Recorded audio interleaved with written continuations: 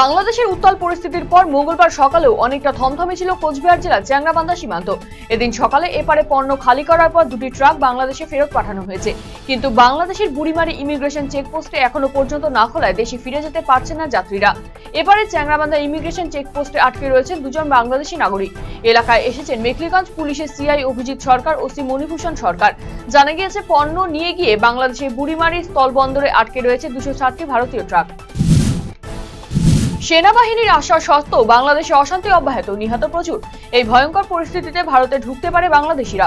ফলে সীমান্তে নিরাপত্তা জোরদার করা হয়েছে। বাংলাদেশি সীমান্তবর্তী থাকা এলাকাগুলি হাই অ্যালার্ট জারি করা হয়েছে।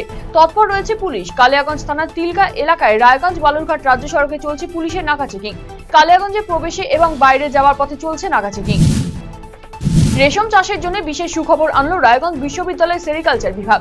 রেশম উৎপাদন ব্যাহতকারী দুটি মারাত্মক ব্যাকটেরিয়া শনাক্তকরণ কিট তৈরিতে মিলল সাফল্য।